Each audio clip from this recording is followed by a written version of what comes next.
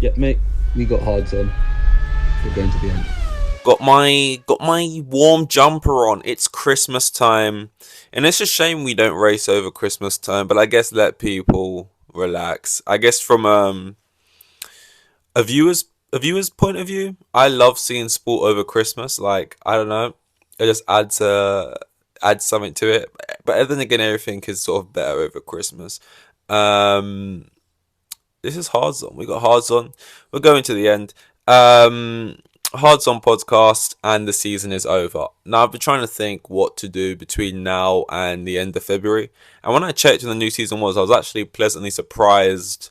It's going to be the longest season, so they actually are going to have a couple races, or at least a race in January, I mean in December, which I like.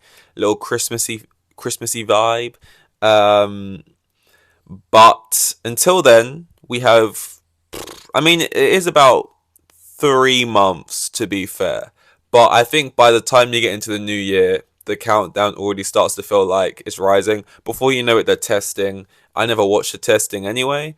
But with that being said, it just adds to the hype. It adds some excitement. I got my old predictions here because I actually did make some predictions for this season in terms of the driver standings. I don't have what the actual predictions were. And how different the drivers were from what I predicted them is how many points you get for each position. The point being, you want to get the lowest score, right? So let's say you predicted Verstappen first and he finished first. That's no points. You got to bang on. Let's say you predicted Hamilton first and he finished third. That's your 2 places off, so that's 2 points. Whether you're higher or lower in their position, I think that's pretty obvious. Or that's pretty easy. So this is the first time I've done this, and all I want to say is my points aren't great.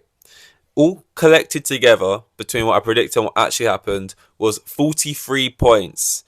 Now actually looking at my table, I don't have any huge misses. Like you might get a lot of people bang on, but you might get one guy off by 8 places. You just completely didn't see that coming or something. I didn't have any big misses like that. Everyone's sort of missing by 2 or 3. My issue is I didn't really get anyone bang on. The only people I got bang on was Sargent last and Magnussen 19th. That's all I got bang on, right? Is last and second to last, which means yes, I didn't get Verstappen right, which I know sounds crazy, but looking back, I think it's less in football you'd call it ball knowledge. I don't know what the correct term is for everyone, like wheel knowledge. I don't know, but it was more. I was just trying to be a hipster, basically. I was trying to be a hipster. I was trying to be different. I was like, it's boring. The fun of is trying to predict something that's a bit left field. So I went for a really rogue list, which I'll let you into now. So yeah, I had Sargent at the bottom. I had Magnussen. Then I had, by the way, from my predictions to actual, I've not included De Vries or Lawson in the because it just gets confusing. So only looking at Ricardo. So it's a bit of a weird one. When you see where I placed De Vries, you will laugh. Because as you've noticed, I went Sergeant Magnussen, still haven't mentioned De Vries. Hulkenberg, I went 18th. I then went Sonoda 17th. Sonoda, it's only off by 3 places to where he actually finished, but that feels like a really bad one. To be fair, that car did look terrible, and it was terrible. It kind of like people talk about McLaren sort of switching form, but you look at the AlphaTauri, like that really had a change in form as well, change in pace. That people, I don't really see anyone talk about that really, but yeah. Then what hurts even more is I put Albon 16th. I put De Vries above Albon. Now, I didn't look too much into how the cars were doing. All I knew was stuff I like heard. So like I heard that the McLaren was dog shit, and I heard the Aston Martin was really good. And that's kind of all I knew. So I guess I kind of just thought Albon's obviously better than De Vries, but De Vries isn't a better car. And I was kind of just going off one race of De Vries. And also at the beginning, I was really rooting for De Vries because everyone was putting him last, and I wanted to back him because I felt like he should have had his chance in F1 a lot sooner. He never got it. He got sent to all these other racing disciplines and categories, whatever. And he went to Formula E and he won that. He won did he win? Yeah, he won F2 and all this kind of stuff. And I was thinking it's unfair. You see people get into Formula One now who finished like fourth in F2 and he won it and he didn't get his chance. And I kind of felt for him in that way. Didn't work out. To be fair though, when he was driving the Alpha Tauri, it was a shit box. Like Ricciardo's not had to have drove that same car. Nor has Lawson really either. Like towards the end, and obviously wasn't improving quick enough. But I just think if you're going to put someone in the car, it's kind of like when Chelsea says, I know football going off here, but if you're going to sign a manager with the idea that this is going to be a project, don't just sack him when it's not going well after 3 months. Like, if you're buying someone for a project, or, then treat it as such. And if you're buying someone to be effective now, then yeah, treat it as such. But you wasn't really buying him to be effective now, I didn't feel like. And if he was, then it just feels a bit rogue. And I understand that because he's older. He's not this young rookie. He's got to hit the ground running earlier because what you're investing in. But it's like he was being punished for something that wasn't really his fault. He was being punished like, you're this older rookie, so you have to hit the ground running now. But it's like, I'm this older rookie because you did this to me. I did the stuff to be here earlier and be this young rookie and get given time, but no one gave me time. So it's like, it was a bit of an unfair scenario. He didn't do great. We move on. That was like a bias pick. It wasn't like in my brain, really. I thought De Vries was gonna. It was more like I wanted him to do well. And it's kind of where I went wrong with my predictions. Is they're not really predictions. They're more hopes and hipster choices. We then went Bottas P14, and I went Zhou above Bottas. And I think this is really where you can look at the predictions. It's less so where they actually are, and more where I put people in their teams. Like I put Bottas behind Zhou just because I thought Zhou was a bit of a sleeper. I thought his first rookie season, he went under the radar a bit. I thought he was actually decent. To be fair, both of them were kind of non-factors this year. Bottas did get more points. He got 4 more points. Bottas on 10, Zhou on 6. They're the most boring team to talk about, so I'm just going to brush over them. 12th, I put Stroll. Stroll was actually 10th, which I actually think is a good prediction. I think at the beginning of the season, they were talking about Aston Martin being this car that's going to challenge and stuff, and it's going to be near the top, and it was like one of the quickest, and Alonso was up there, P3, I think first 3 races. And even with that knowledge, I still had, the awareness to say, okay, this is going to be apparently one of the quickest cars. For what I thought at the time to be for the whole season, obviously we know now that it wasn't for the whole season, that lasted, right? But still putting Stroll like mid-table, even though he was going to be in that car. And I was pretty much there. I put Piastri in 11th. He was actually 9th. I put Piastri in 11th, and that felt like, at the time, me over putting him. Because at the time, McLaren had the slowest car. Again, in the first race, they were awful. I think the first title of this season for the podcast was McLaren Misery Porn. They were like both at the back. They're both DNF'd, right? So, with that knowledge, me putting Piastri a rookie and what seemed to be not a great car, people were seeming like to get ready. When I say people, I mean Otmar, basically, to troll Piastri for making the wrong decision. The Alpine looked like the better car, right? And he looked like he made the wrong decision being in the McLaren. And so putting him, a rookie, in that shitbox car, 11th seems to be great. The car turned out to be a lot better later on in the season, and he was actually 9th. So again, I'd say it was decent. Ocon, I put 10th. Ocon was actually 12th. That was not because I wanted to concede Ocon's good or anything. I thought, I'm putting Ocon here based on the fact that I think the Alpine's going to be better than it was. I thought the Alpine would be not quite what the McLaren turned out to be, but a little closer behind than they really were. I then put Alonso 9th. Alonso was 4th, so that's like my worst placement in terms of how far off they finished to where I put them. That was 5 places off.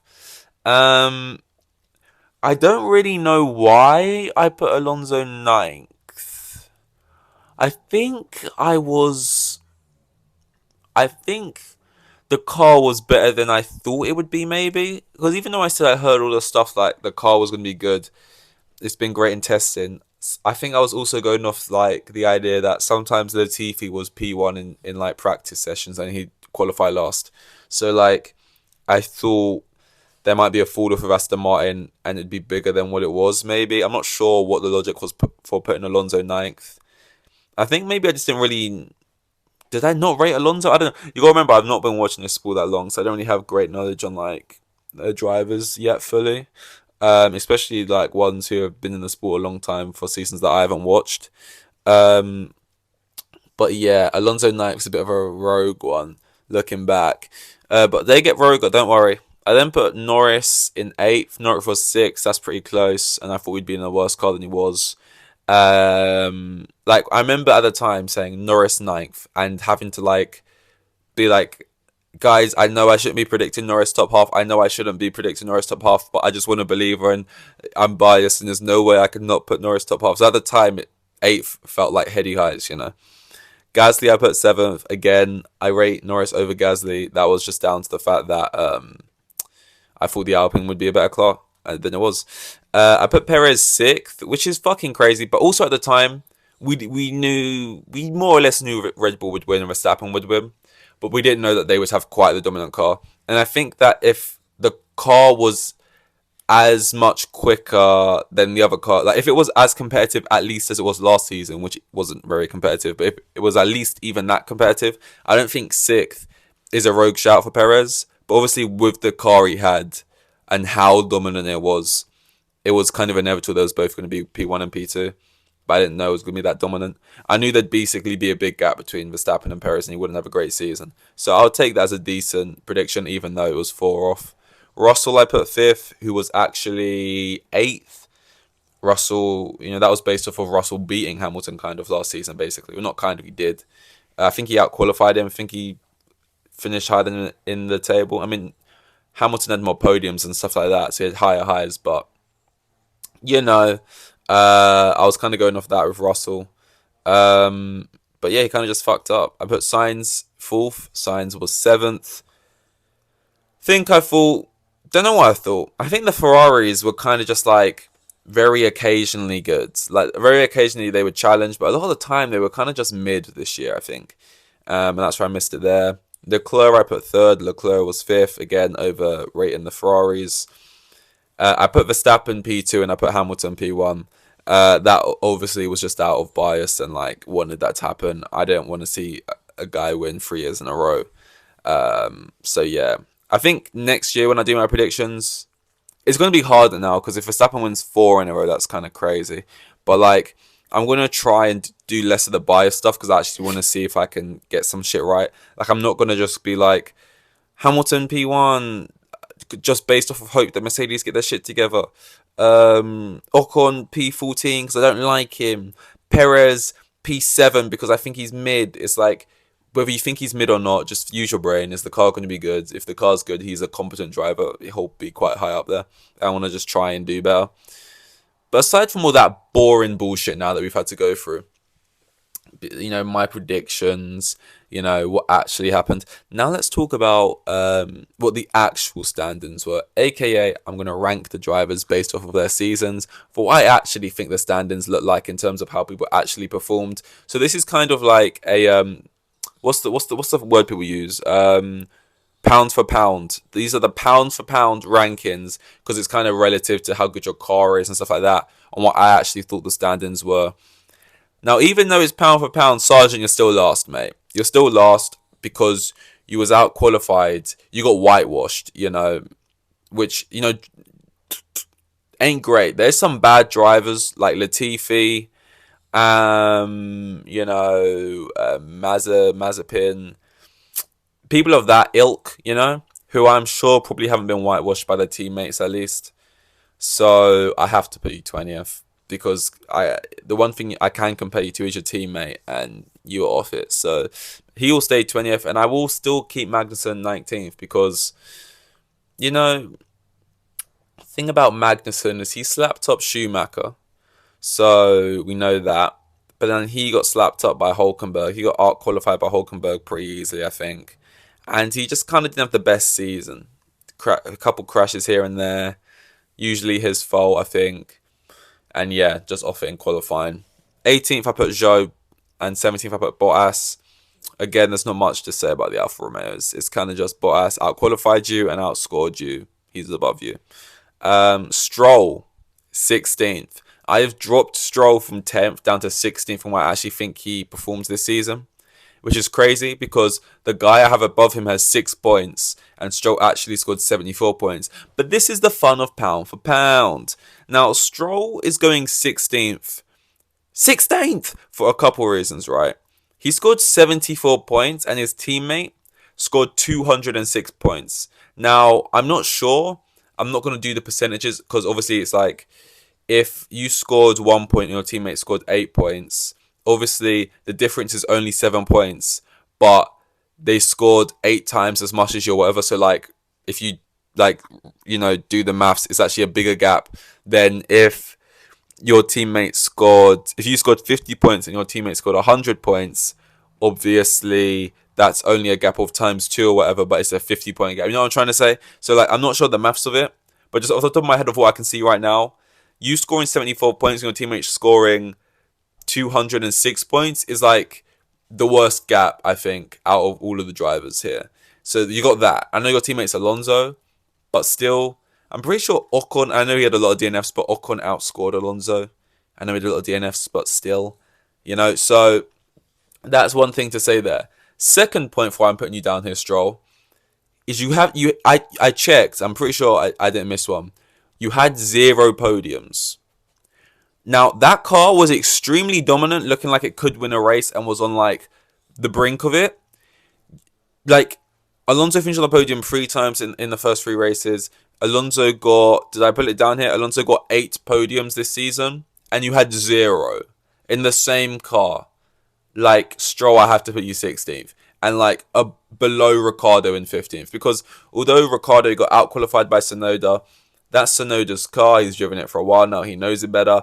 Ricciardo's kind of just jumped in. It was kind of stop-start for him. He had the injury. And he managed to pick up 6 points with a good race in Mexico. And I feel like he had like a higher high in a short amount of time than you did in a way better car. So like, I'm not sure what Stroll's highest finishing position was. I should have checked that. Ricciardo's highest position was, I guess, if he got 6 points, was that like P7? Now, I'm not sure what Stroll's highest position was. It was probably like 4th or something, to be fair. But like in a car that quicker with the whole season to do it, that ain't enough for me, mate. 14th, I put Hulkenberg because convincingly slapped up a guy who slapped up the previous guy he was against, out-qualified him well. Obviously, the point difference isn't massive. He hasn't got crazy amounts of points himself. That's kind of just because it seemed like the Haas had no pace in races. Tyre degradation, all that bullshit. 13th, I put Gasly. Gasly got more points than Ocon, who I put in 12th. But to be fair to Ocon, even though I'm not his biggest fan, he had 7 DNFs, which might be the most of anyone this season. I'm not sure, I didn't check. But that's a lot of DNFs. And you only finished 4 points above him when he was out of like 7 races. I'm not sure what the head-to-head was in qualifying. It was probably pretty close. And although I feel like Ocon got a lot of preferential treatment this season in terms of team orders and strategy and stuff like that, and I do think Gasly's better than you Ocon. That might just be biased, I'm not sure, but I do think Gasly's better. I have put Ocon above Gasly this season in 12th.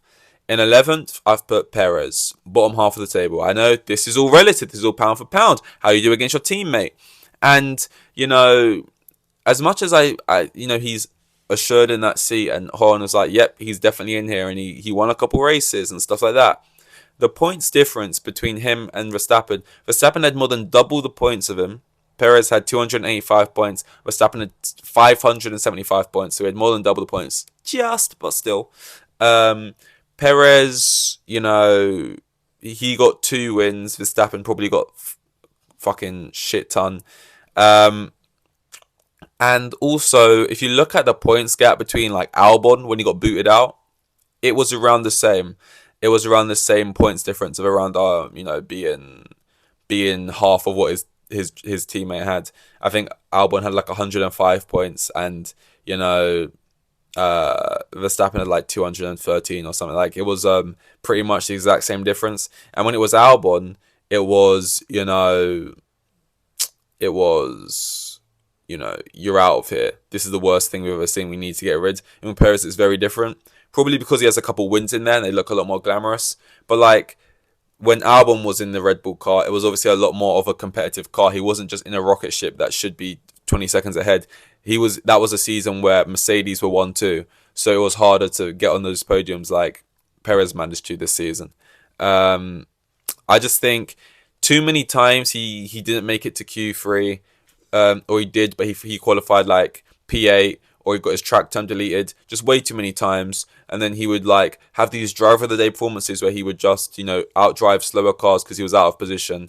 And, it was just too much of that going on. And there were good races here and there, but I just think your gap to your teammate, in terms of qualifying the race, just so many times where you'd see him like, okay, fair play, you came from P13 to P4, but your teammate's currently 30 seconds out ahead in P1. Like, just stuff like that. I think P11's fair enough, and I think the drivers above him did better. Even George Russell, who are having 10th.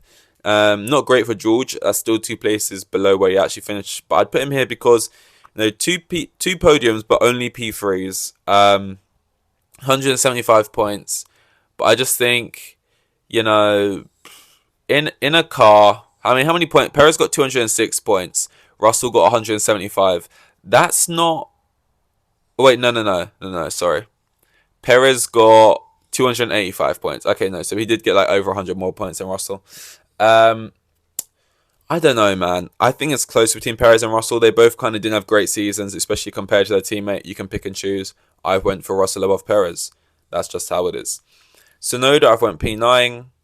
I think he's, that seat's his. He's really made it his own in that AlphaTauri. He's the number 1 driver. He's really grown into being a good driver.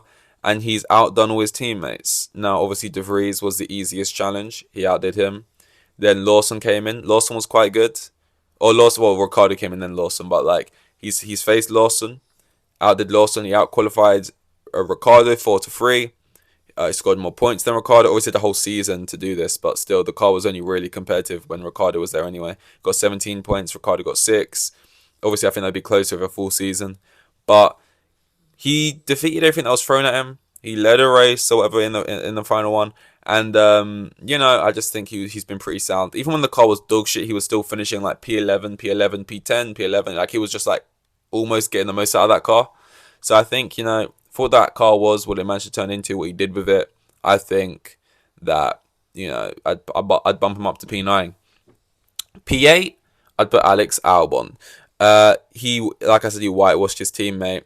And, people like George Russell and the Williams against Latifi, he didn't do that. I'm pretty sure he got outqualified at least once by Latifi, or even, was he with Kubica at one point? I just know he's never whitewashed his teammate, I think. Even though he was the dominant guy, Mr. Saturday or whatever. Albon did it. 22-0, he kept that streak. And, he got 27 points when his teammate got 1, in a Williams that, was good on straights, but it still wasn't that. It's still not that car, And, like, Albon just very underrated. Keeping faster cars behind him multiple times. You got to give Albon some credit, He's had a better season than Perez. Would he be a better teammate than Perez? I think so. I think he's got a more level-headed head on his shoulders. I wouldn't put him back in that seat, obviously, but I think he's got a better head on his shoulders at the moment. Perez... right now is probably more in the mindset of where Albon was. I think Albon going away. I've listened to him in a couple podcasts and interviews and him speak and stuff. And I just think he's more settled. And I think, obviously, he's younger. And I just think he has more of a confidence about him now. Although I wouldn't like to see him go up against Verstappen, to be honest. I wouldn't like to see any of the ex-drivers go back in there. A Gasly, an Albon. I think someone new. Whoever goes next should be new. Ricciardo feels like a bit of a waste of time. It's fun, but it's obviously a bit of a waste of time realistically. But I would like to see Ricciardo just because it would be fun, but it's not like a future thing. Like, it's not really like that smart of an idea really. So we got next then Albon. 7th I put Piastri. His rookie season, he almost got 100 points. I'm not really counting his win because it was a sprint and I don't really count those, but I do enjoy the sprints. But he did get P2, I think. He got a couple podiums in races, very strong season. And I just think, yeah. Well, I mean, it's one of the best rookie seasons since Lewis Hamilton, so you have to put him high up. The only reason I didn't put him above Sainz is Sainz got more than double the points, and that still would have been enough for me to put Piastri above Sainz because I'm still playing into this is his first season. But Sainz had a win, and he was the only other team outside of the Red Bull to get a win. And I gotta take that into account. So Sainz has to go above him for that win alone. So Sainz is P6, Hamilton P5, P5, 5th. He got 6 podiums, 234 points compared to Russell's 175. Russell only got 2 podiums, then was P3s. A lot of Hamilton's podiums were P2s, which makes a difference to me. He out-qualified Russell fairly easily. A lot of times where he didn't out-qualify Russell, he ended up finishing the race ahead of Russell still, which means a lot to me as well. So I'll put him P5. I think, honestly, out maybe Piastri, some people would chuck Piastri in the top 5. Fine. Maybe some people would chuck. I think the top 7 is, I don't know actually. I think the top 5, in my opinion anyway, is pretty set on of these drivers. And it's just what order would you put them in? I don't think many people put them in my order, maybe, but I went for this. I put Norris P4. I think, I couldn't put Norris above Alonso, who I put in P3. Alonso got 8 podiums. We can't forget the beginning of the season just because of recency bias. And at the beginning of the season, he was very good, right? He got 1 more point than Norris, which I'm not really taking into account here. They both beat their teammates. Alonso a little bit more convincingly beat his teammate, but Norris beat his teammate. People thinking Piastri was just going to immediately be better than Norris, and that clip didn't really come off. Be better than Norris, and he wasn't. He kind of responded to this Piastri breathing up his ass, and like the last 4 or 5 races, he showed that he's clearly a lot quicker. He got 7 podiums. I'm not sure how much Piastri got, but that's a lot of podiums. It's more than Hamilton got, and I'm not sure which car was quicker over the course of the whole season, the McLaren and the Mercedes, to be honest. I think the McLaren embarrassed Mercedes a lot of times by showing they're quicker as a customer team, but I'm not sure over the course of the whole season who was actually quicker. But I went for Norris P4 and Alonso P3, mainly for a lot of the reasons why I spoke about with Stroll and putting him so low. But yeah, he was the only guy up there with the Red Bulls. He got 3 podiums in his first 3 races. He managed to pick it back up towards the end as well, with a couple podiums. That lovely P3 did he pick up, or was it a P2? I think it was a P2 against Perez at Brazil that I loved. And he kind of grew me closer to him this season. I kind of liked him more, just kind of seeing a bit more of Alonso, because obviously I haven't seen him that much, because I've not watched Formula 1 that much.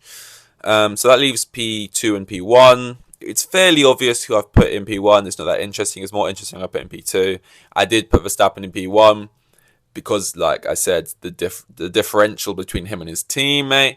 He wasn't just winning, how far ahead he was winning. And normally they had the most dominant car, but we haven't got theorize here and be like, well, if we put other really good drivers in that car, would the car have looked that dominant? No, it wouldn't, because we literally saw Perez in that same car and he didn't look as dominant. Now, Perez, let's say I was the other driver instead of Verstappen and Perez was in there. By these points, yes, Perez would have won the fucking title, I guess, because he would have had the most points, 285. So I know it sounds like I'm dogging on Perez too much. That's still like 70 points in front of everyone else. But like, that's not actually how it would work, like butterfly effects and all that. Like if Perez was actually leading, it's not just like, oh, you take Verstappen out and Perez would have just had the exact same season he had and finished on the exact same points. He would have been the guy in front. Like it would have been different. Maybe he would have got more points or less. We don't know. Like that's not something you can just be like, oh, take Verstappen out and Perez would have been the exact same points and therefore won. That's not how it works. But I just think you can see the car wasn't as dominant as Verstappen made it look, because we have a other guy right there who also had the car who people rate as a good driver and was made to look like a bad driver in comparison. Like it's just obvious Verstappen out-qualified him 20-2, you know. I put Leclerc P2, which I think is a bit of a rogue shout. I think more people would have Norris, Hamilton, or Piastri, I reckon. P2, I could see people saying those 3 drivers P2 over Leclerc. I've put Leclerc P2 because he's got 206 points, which is the same as Alonso. There's 1 point more than Norris. You know, I'm not sure how many podiums he got. I think he only got 2 podiums, but he managed to score that many points with only 2 podiums, which I guess you could say is like a pro in itself. Like, if you look at Norris, like, Alonso got 8 podiums. Leclerc only got 2 podiums, but he got the same amount of points. Something to be said for that. Also, he had 3 DNFs. He had a disqualification and he didn't start. On top of just so much bad luck and strategy in the races itself, we all know the memes, and to still manage 206 points and to finish P5 but joint P4 basically on the same points as Alonso, and Hamilton was only, another 20-30 points ahead of them. I think that's really impressive. In a Ferrari, which we didn't really know where it was at different parts of the season, is it really in the conversation? It is now. Oh, it's not. It's not. It's not. It's not. Oh, it is now. Oh, it's not. It's not. It's not. And then on top, the bad strategy, the bad luck, and then the DNFs that did not start and the disqualification. I just think taking those things into account, a lot of questions asked about him, his signs better, this and that. I think he shut him up and proved he's that guy, pal. He's that guy. Especially with the final race of the season, he was up there fighting, trying to do the strategy, trying to give Ferrari something, and Sainz was kind of back there in no man's land after qualifying poorly and not really having a good strategy, to be fair. But yeah, my voice is so dry. Fuck. That was kind of the whole review rundown of the season, my predictions, the actual rankings, and then what I would put as the rankings now, looking back. I think between now and the new season, I'm not sure what I want to do week to week. Maybe some kind of like report system, like school report for each team or something, but not really talking about like the strategy and races. More fun stuff like the radios and like looking back at all those kind of things, but a deep dive for each team. Alfa Romeo's episode's gonna fucking suck. But it'll be fun for Mercedes and stuff. I'm not really sure. It kind of is weird. It's like, how long do you reflect on the old season for before you start talking about the new season type thing? But we'll have to find something because that's 3 months. I'm not sure what people do in these 3-month gaps in between, but I guess I gotta find out. But yeah, that was all of that. Hard on. My voice is so fucking dry right now. Jesus Christ. We got hard on. We're going to the end. Thank you very much, and I'll see you in the next episode.